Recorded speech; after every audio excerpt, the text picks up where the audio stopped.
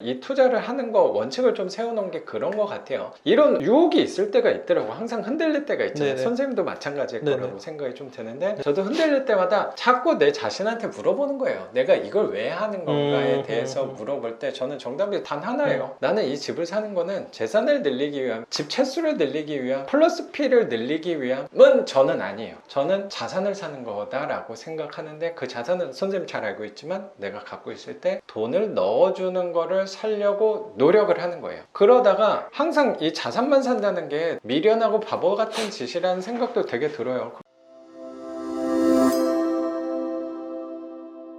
정확히 금액을 물어보진 않았는데 네네. 그 플러스 피 해가지고 한 채당 한 5천 정도씩 한 거예요. 제가 단순히 네네. 계산해 보니까 60개에서 한 5천 정도 네. 하면 한 30억이죠. 네네. 그걸로 해서 건물을 짓고 계시긴 했거든요. 네네. 그 이후에는 제가 연락을 따로 해서 어떻게 지내고 계시냐 여쭤보진 않았는데 분명히 그때는 전세가가 좋을 때긴 맞아요. 했거든요. 시장이 좋았죠. 근데 뭐 최근에서는 좀 떨어졌을 거니까 네네. 조금 마음이 불편하시진 않을까라는 생각이 좀 들어요. 한 채당 뭐 2, 3천씩이라도 혹시라도 빠졌다라고 하면 그걸 내가 어떻게 감당하냐? 그렇죠 라는 생각 때문에 저는 네. 그런 부분이 잘 못하겠어요. 그분이 잘했다 잘못했다가 아니고 그분도 제가 알기로는 경험도 많고 똑똑하신 분으로 저는 알고 있거든요. 네네. 전세 가격이 떨어지니까 약간은 불편하지 않을까, 약간이 아니라고 생각도 저는 조심스럽게 네네. 드는데 네. 선생님이 생각하는 그 전망에 대해서 그게 당연히 올라갈 거다라고 생각하면 저는 그렇게 해도 될 거라고 생각하는데 네. 그게 내가 감당할 수 있는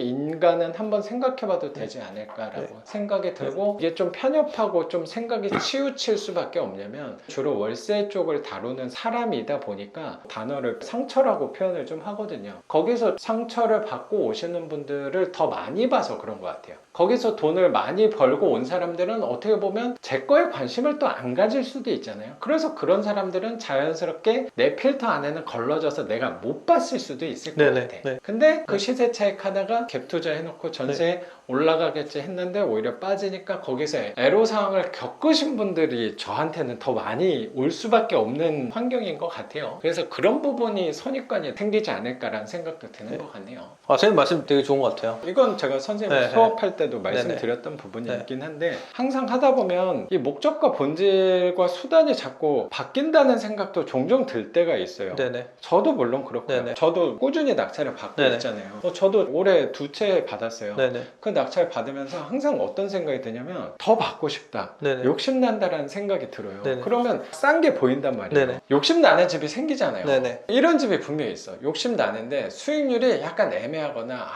이 가격에 쓰는 게 맞나라고 생각할 때도 저는 종종 드는 것 같거든요. 저는 그럴 때 기준을 항상 잡으려고 노력하는 게 자꾸 내가 집 채수를 늘리기 위함으로 이거를 낙찰받는 건 아닐까라는 생각을 가끔 할 때가 있는 것 같아요. 그쵸, 그쵸. 내가 재산을 증식하기 위해서 네네. 집 개수를 늘리기 위해서 이 경매를 하는 건가? 아니면 집을 늘려서 플러스 P를 만들기 위해서 그것도 나는 생각해 본 게 전세를 받아서 플러스 P를 만들었어요. 그 플러스 P를 갖고 또 낙찰을 받아서 플러스 P를 만들어? 그거에 대한 목적은 뭐야? 선생님이랑 대화하면서 약간 네. 정리가 됐는데 아 진짜로요. 네, 이러려고 하는데 사실 투트랙으로 가는 거예요. 플러스 B를 받고 그 돈으로 이 표정을 좀 보여주고 이 싶다. 월세는 월세대로 돌리고 나는 이거를 그렇다면은 이렇게 하는 거였어요. 근데 선생님 말씀대로 이 한쪽으로 부동산에서 너무 저는 치우친다면. 가장 위험한 게 부동산을 사람들이 왜 경매 나오고 죽는 그렇죠. 이유가 뭐냐면 자기가 이 핸들링 할 수 없는 범위에 연끌을 한 다음에 이 배팅을 하는 거잖아요. 그래서 사람들이 던지는 거거든요. 저는 금리가 2%든 10%든 그게 그렇게 큰 차이가 물론 있지만서도 나는 있을까라는 감당이 된다. 생각을 하거든요. 왜냐면 제가 감당할 정도의 적당한 그래요. 부동산이 있으니까 그런 사람들 버틸 수 있거든요. 버티는 게 중요하니까. 못 버틸 만큼의 너무 큰 레버리지를 해갖고 배팅을 하다가 이게 시장이 자기 뜻대로 안 간다던가 가더라도 자기는 한 이 시점에서는 이 시장이 변해줘야 되는데 한번 떨어지다가 올라오는데 이 타이밍을 못 이겨내갖고 이제 던지는 거잖아요.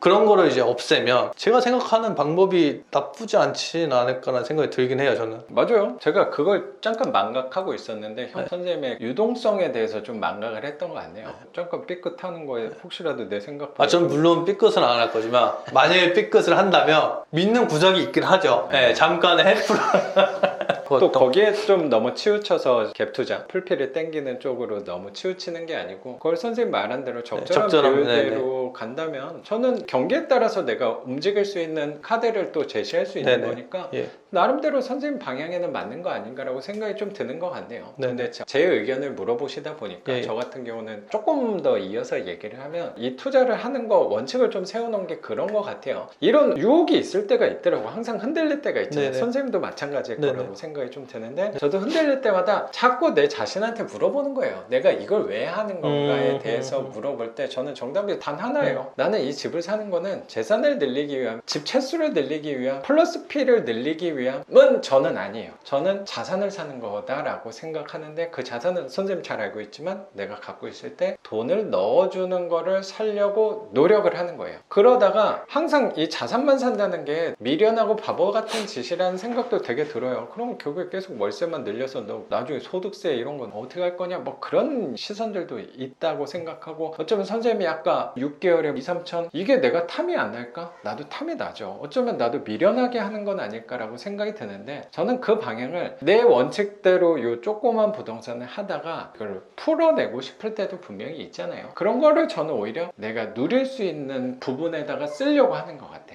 이 사무실 같은 것도 어쩌면 그렇게 필요한 게 아닐 수도 있는데 이렇게 만들면서 하나의 공간으로 뽑아내면 또 나한테는 부채일 수도 있지만 활용 가치에 있어서는 뭐 유튜브 찍을 때도 그렇고 옛날에는 이렇게 안 했거든요. 옛날에 막 카페에 가가지고 막 눈치 보면서 했어요. 다 봤어요.